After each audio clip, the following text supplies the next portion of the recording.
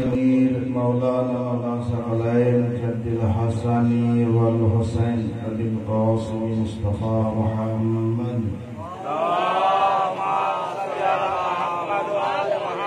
वअला आलिहि तय्यबीन अत्ताहिरीन अल-मासूमीन अल-मज़लूमीन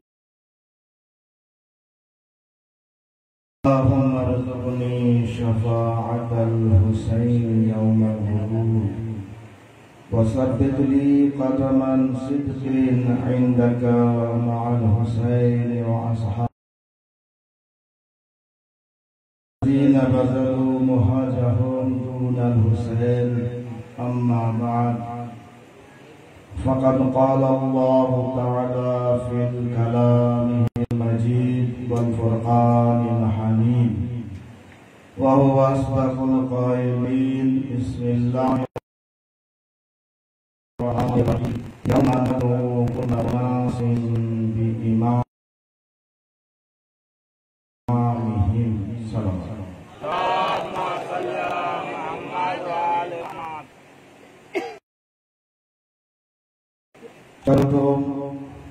অনুরোধ করব যে সমস্ত আজাদার ভাইরা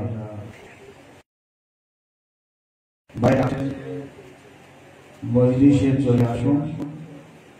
মজলিসের পরে ইনশাআল্লাহ লুস বার হবে। আমরা এই জন্য নির্ধারিত সময় শেষ করতে পারি, যেহেতু আজাদার ভাইরা সকলে ঠিক মতো না আসার কারণে দেরি করতে হবে। যার বাড়ি অনুষ্ঠান হয় সেই বোঝে যে বাড়িতে যদি কেউ না আসে তো কত অসুবিধা হয়। যাই হোক, আল্লাহর কালাম কোরআন শরীফ, যে কোরআন শরীফ আমাদের সকলের ঘরে আছে তো আমরা মুসলমান। কোরআন কিন্তু আল্লাহর কালাম নিজেদের বাড়ি থাকতে হবে।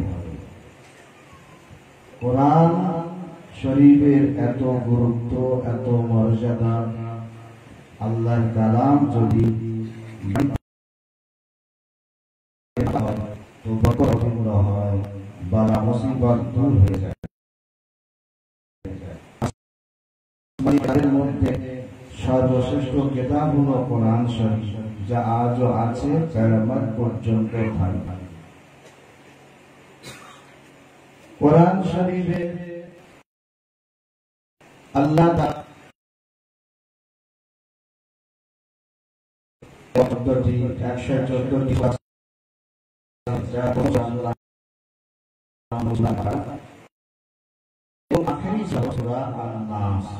সব থেকে বড় সূরা হলো সূরা আল বাকারা এবং সব থেকে ছোট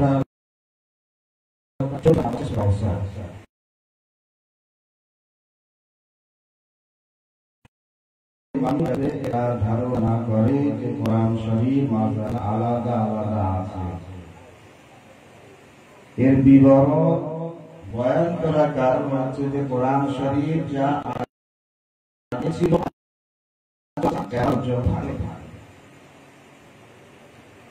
কোরআন শরীফে আপনি পড়তে পড়তে এক জায়গায় নাম আছে সূরা বানী ইসরাঈল। সূরা বানী ইসরাঈল 71 নম্বর আয়াতে যখন আপনি যাবেন, ওখানে ইরশাদ করছেন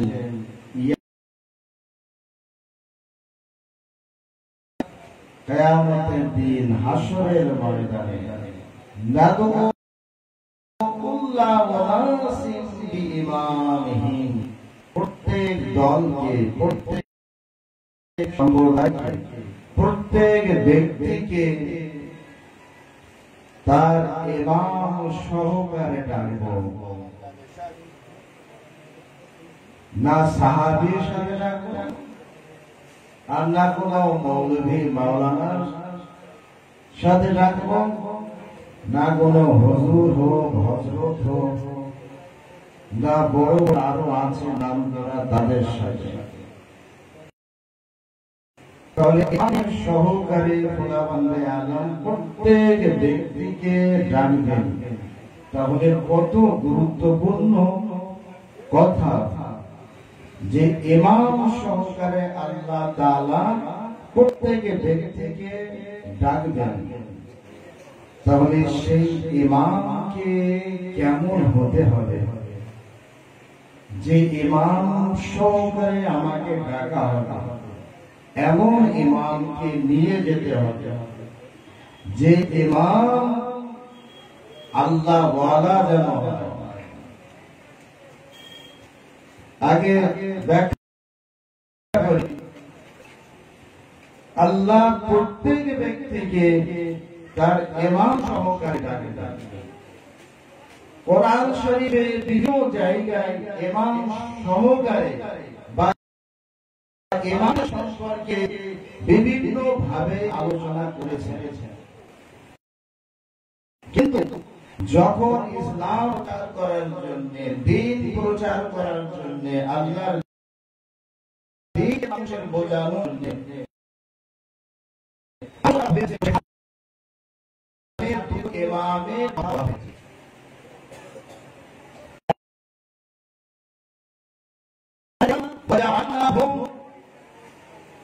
যে পরবর্তীকালে আমাদেরকে কি করেছেন, নিযুক্ত করেছেন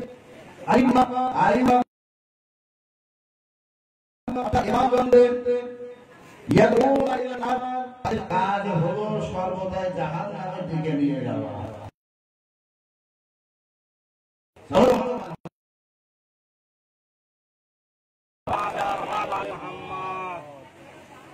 তাহলে কোরআন বলছে কিছু ইমাম আছে যে ইমামরা মানুষকে জাহান্নামের দিকে ডাক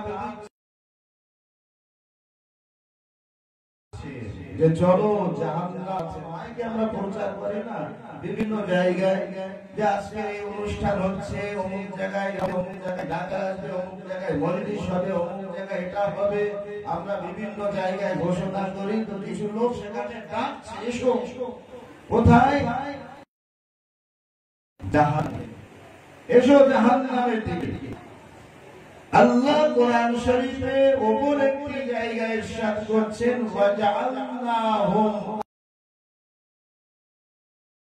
আল্লাহ তাআলা কিছু ইমামদেরকে নিযুক্ত করেছেন, তারা ডাকেন আল্লাহর হুকুমে, ডাকেন আল্লাহর দিকে ডাকেন, অর্থাৎ জান্নাতের দিকে নিয়ে যান। যখন আল্লাহর দিকে ডাকবেন তখন তাদের কাজ হচ্ছে জান্নাতের দিকে নিয়ে যাওয়া। তো বোঝা গেল যে কোরআন সতর্ক করছে মুসলমানদেরকে যে হাসরের ময়দানে তোমাদের প্রত্যেক ব্যক্তিকে ইমাম সহকারে ডাকা হবে, ইমাম সহকারে ডাকা হবে, ইমাম সহকারে ডাকা হবে। যদি ইমাম জাহান্নামী হয় তার সাথে সাথে জাহান্নামে চলে যেতে হবে। আর যদি তোমার ইমাম ভালো হয়, জান্নাতি হয়, তো তোমাকে জান্নাতের দিকে নিয়ে যাবে। এবং তো আপনি কোরআনকে মানছেন যে যাদেরকে মানছেন সেই জান্নাতি কিনা, এবার আপনাকে দেখতে হবে। তো আল্লাহ রাসূল বলেন, ইন হাসান ওয়াল হুসাইন সাইয়্যিদা শাবাব আহলিল জান্নাহ, নিশ্চয় ইমামে হাসান ও হুসাইন জান্নাতের জান্নাতবাসীদের যুবকদের সবার। যদি আপনার অন্তরে ইমামে হাসান হুসাইনের মহব্বত থাকে তাহলে আপনাকে নিয়ে যাবে জান্নাতের দিকে। সালাম আলাইকুম।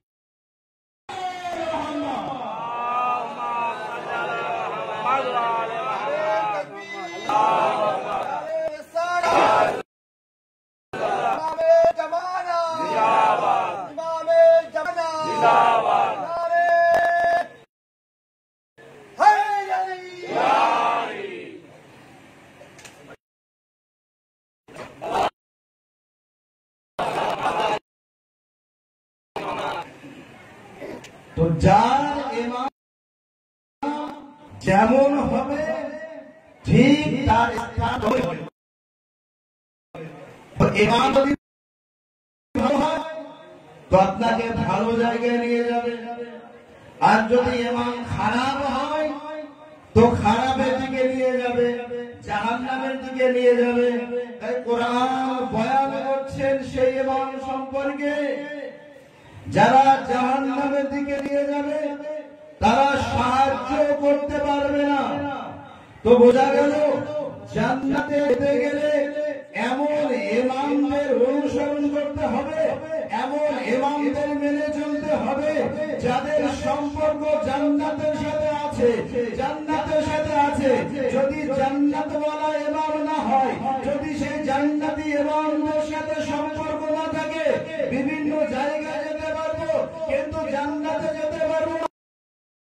আল্লাহর নবী বলেন যে জান্নাতের যুবকের সাথে ইমামে হাসান হোসেন যদি এদের মহব্বত তোমাদের অন্তরে থাকে, যদি এদের ভালোবাসা থাকে, তাহলে শুধু জান্নাতে নয় বরং আমি রাসূল আছি, আমি যেখানে জান্নাতে অবস্থান করব সেখানে তুমি আমার সাথে হাসর হবে, আমি যেখানে রাসূল থাকব সেখানে তোমার অবস্থান হবে।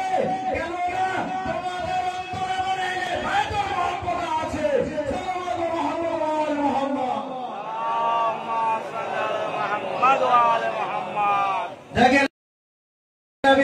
একটি জায়গায় নিয়ে আসছি। অনেক সময় দুনিয়াতে আমাদের বলা হয় যে রাসূলুল্লাহ থেকে হযরত আলীর নাম বেশি নেওয়া হয়, এই জন্য সর্বদাই যে তারা হযরত আলীকে মেনে চলে, তাদের জিকির বেশি করা হয়, যার কারণে কি হয় যে হযরত আলীকে মাশাআল্লাহ নবী থেকে বেশি মানা হয়। কোরআন শরীফে বহু নাম এমনই আছে নবীদের যে নবীরা এসেছে কিন্তু তাদের নাম যারা আগে এসেছে তাদের নাম আছে, আর পরে যারা এসেছেন তাদের নাম দেখা যাচ্ছে বেশি আছে। তো যার নাম বেশি আছে মানে এই নয় যে আল্লাহ তাআলা সেই ব্যক্তিকে বেশি ভালোবাসে। যার নাম বেশি আছে মানে নেওয়া হচ্ছে মানে এই নয় যে আল্লাহ তাআলা সেই নবীকে বেশি ভালোবাসে, এমনটা নয়, বরং নাম নেওয়ার কিছু কারণ আছে। আমাদের 12 ইমামদের যে নাম, প্রথম ইমাম থেকে শেষ ইমাম পর্যন্ত এই যে 12 জন আমরা ইমাম মানি, এর মধ্যে যা শিয়া ইসনা আশারি এবং যাদের অন্তরে আহলে মুহাম্মদ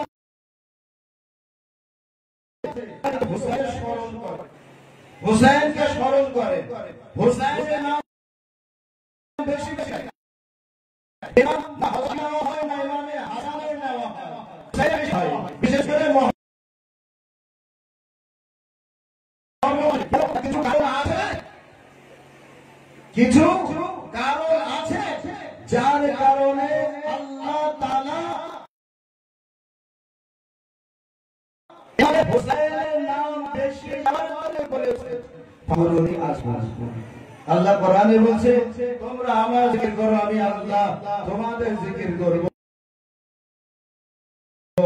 ইমাম হোসেন আলাইহিস সালাম কার জিকির করেছিলেন, কার স্মরণ করেছিলেন? 1,24,000 নবী আল্লাহ ঈসা মুসা বিভিন্ন নবীদেরকে পাঠিয়েছেন। ইব্রাহিম নবীর আগে জনাবে আদম আলাইহিস সালাম, নূহ আলাইহিস সালাম, তাদের তাজকিরা জিকির বেশি হয় না, যত জিকির করা হয় ইব্রাহিম, যত জিকির করা হয় ইব্রাহিম নবী। এর মানে এই নয় যে পরওয়ারদিগার আলম জনাবে ইব্রাহিম নবীকে বেশি ভালোবাসে, কারণ আছে বলে আল্লাহ তাআলা ইব্রাহিম নবীর জিকির বারবার করতে বলছেন। কিছু কারণ আছে, কিছু কারণ আছে। তো কিছু কারণ যখন আছে, বলুন তো এই দুনিয়া কার মহব্বতে সৃষ্টি? সবাই বলবে আমরা যাকে সব থেকে বেশি ভালোবাসি আল্লাহর পরে খাতেমুল আম্বিয়া নবীদের সরদার, যাকে খোদাবন্দে আলম বিভিন্ন নাম ধরে ডেকেছেন, উপাধি ধরে ডেকেছেন, তাহা মুজাম্মিল, মুদাসসির, মুদাসসির, আল্লাহ খাতেমুল আম্বিয়া রাসূল বলে তাআলা বিভিন্ন জায়গায় কোরআন শরীফে লিখেছেন।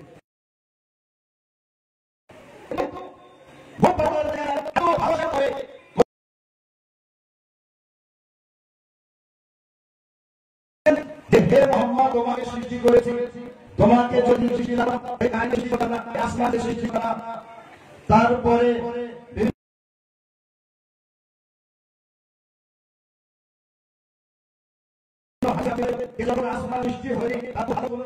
এদের নাম আছে, হযরত মুহাম্মদ আছে, আলী আছে, ফাতেমা আছে, হাসান আছে, হোসেন আছে। এদের মহব্বতে খোদাবন্দে আদম কায়নাতকে সৃষ্টি করেছেন, মানে শুধু নবী কারীমের মহব্বতে নয়। তাহলে এই কায়নাতের মধ্যে সব থেকে আল্লাহ যাকে ভালোবাসে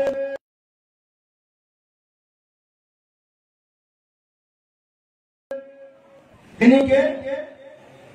আমাদের প্রিয় নবী হযরত মুহাম্মদ সাল্লাল্লাহু আলাইহি ওয়া আলিহি ওয়াসাল্লাম।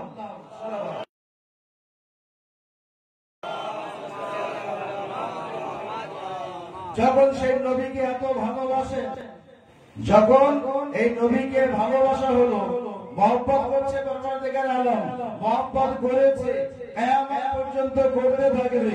কিন্তু এটা দেখলাম না যে আল্লাহ তাআলা কে নবীকে বললেন, হে নবী, জান্নাতে যুবকদের সর্দার তুমি আছো।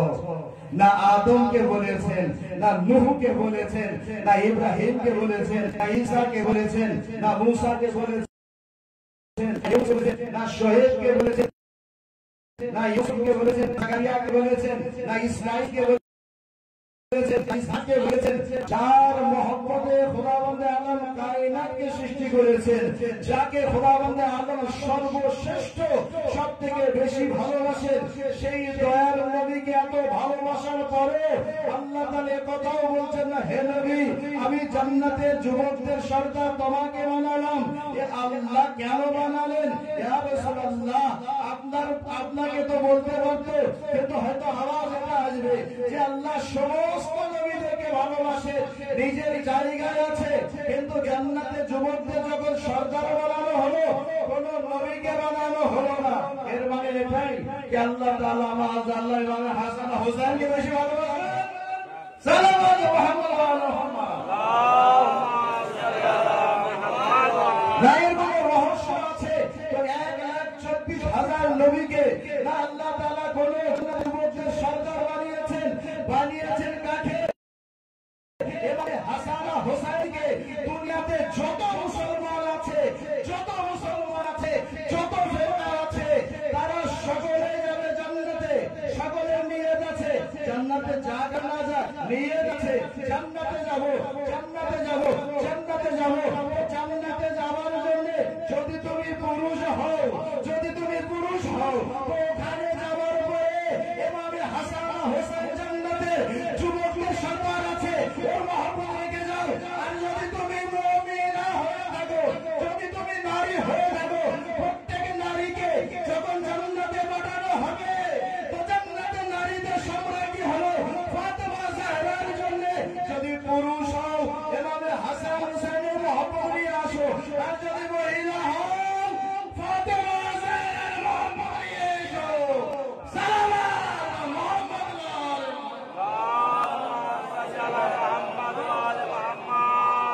لبيك يا حسين،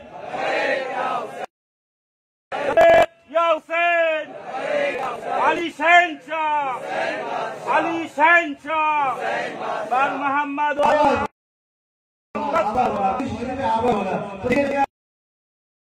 ঠিক আছে, যেমন আমাদের মধ্যে দুটো নারায় থাকে, এক নারে হায়দারি,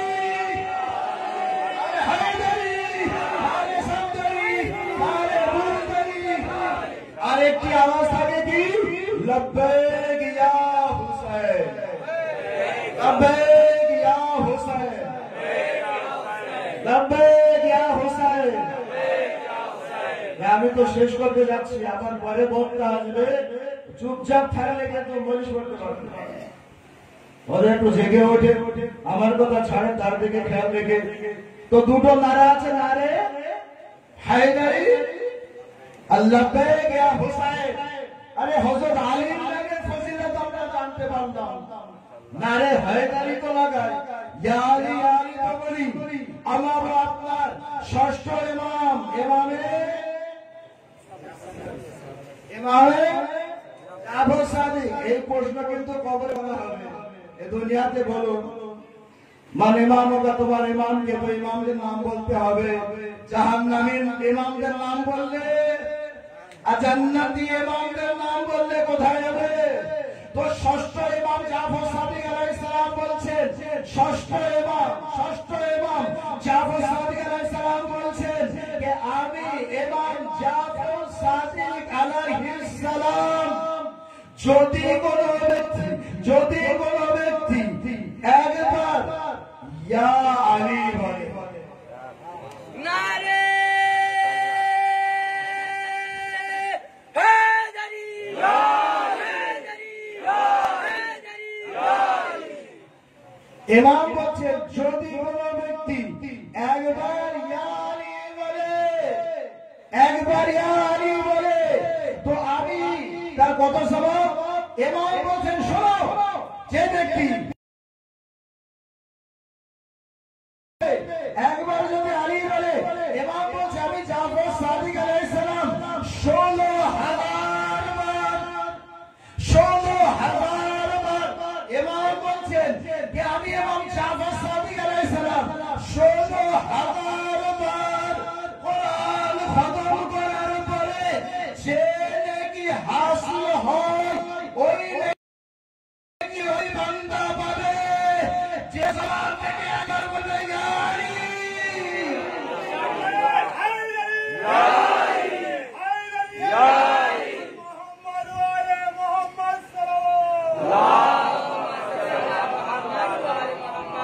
খালি জবান থেকে ইয়া আলী বলবে। আরে মুসলমান তো হযরত আলীকে চিনতে পারল না।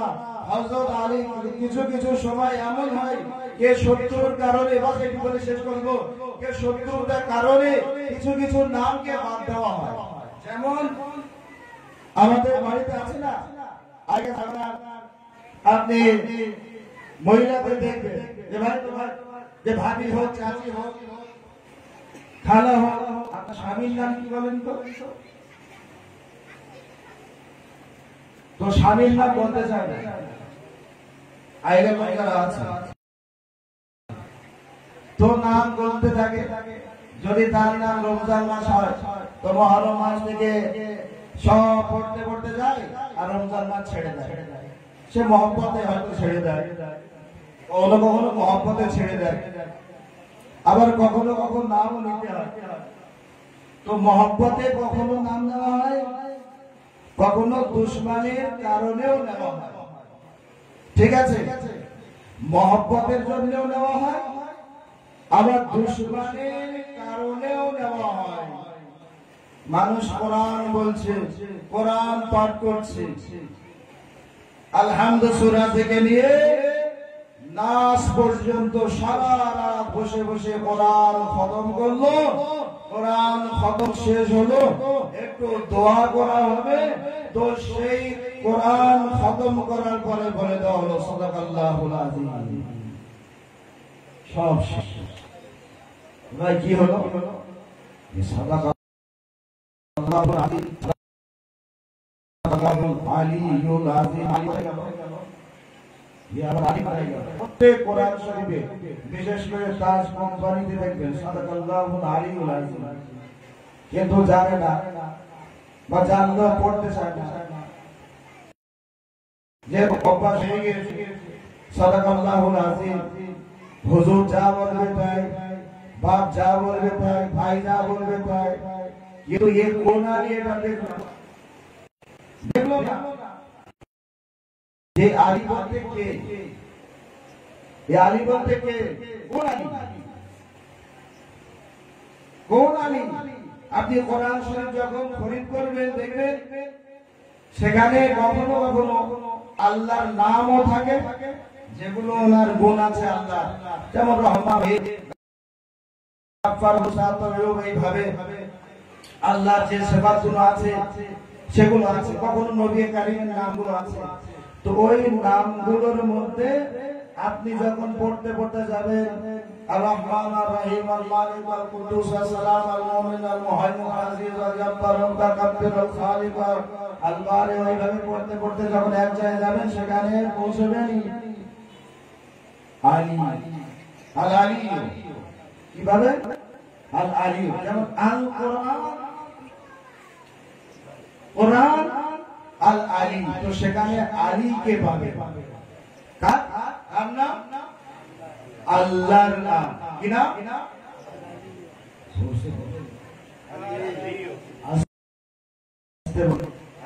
ধীরে বলুন, মোহাম্মদ।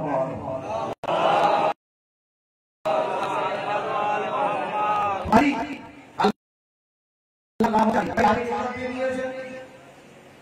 এই আলীটা কোথায় পেলেন? আমার বাড়ি থেকে, আপনার বাড়ি থেকে, আপনার কিতাব থেকে, আমার কিতাব থেকে না। কোরআন তো পড়ি কিন্তু অর্থ বুঝি না। সূরা বাকারা পড়তে আয়াতুল কুরসি যখন পড়লাম, সেখানে যাবার পরে বলা হচ্ছে হুয়াল আলীল আযীম, যিনি আলী এবং আজিম, যিনি আলী এবং আজিম, আলী আজিম, যার যত নাম আছে সেই নামের মধ্যে আলীও আছে, আজিমও আছে। তো এখানে আলী আছে, আলী কার নাম আছে? আল্লাহর নাম আছে।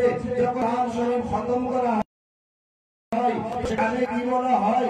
সাদাকাল্লাহুল আলিয়্যুল আযীম, আল্লাহ সত্য কথা বলেছেন। সত্য বলেছেন কিনা? সত্য কথা বলেছেন যে তিনি আলী ও আজিম, তিনি সত্য কথা বলেছেন, আজিম। কিন্তু এখানে সাদাকাল্লাহুল আলিয়্যুল আযীম না বলে সাদাকাল্লাহুল আযীম বলে এখানে এটি মনে করছে আলীর নাম আছে, না এটা আলীর নাম নয়, এটি আল্লাহর নাম আছে। মুসলমান ওরা পড়তে পড়তে খতম করে দিল, রাত শেষ হয়ে গেল, পা শেষ হয়ে গেল, সূরা শেষ হয়ে গেল, রাত দিন শেষ হয়ে গেল, পড়তে পড়তে খতম করে ফেললাম। খতম করার পরে এবং যখন শেষ করার পরে এবার দোয়া করতে যাচ্ছে, বন্ধ করবো, শেষ হয়ে গিয়েছে, আল্লাহ এবার ছুটি দিচ্ছি তোমার দরবার থেকে, সাদাকাল্লাহুল আলিয়্যুল আযীম। তো সেখানে পড়ে দেওয়া হচ্ছে সাদাকাল্লাহুল আযীম। এর মানে হচ্ছে কে মুসলমান আলীর সাথে শত্রুতার কারণে আল্লাহকে আলী বলা ছেড়ে দিয়েছে। সালাম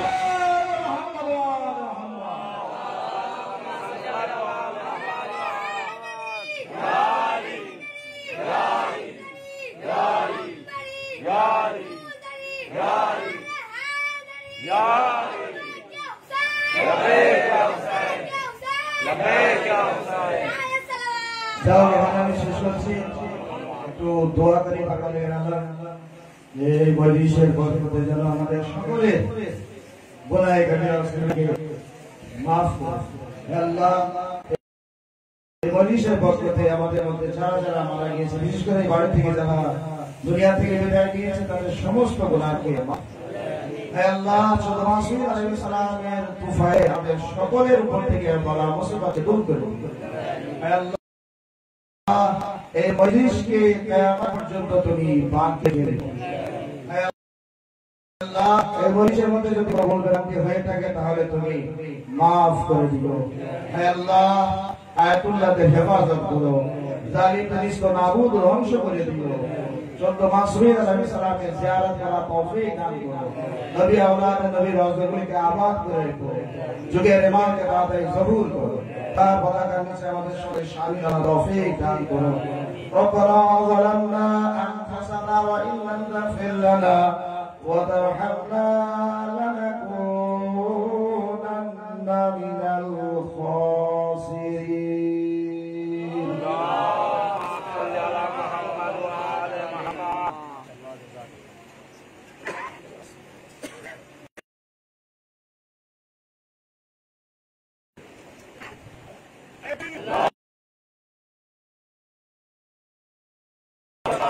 Ya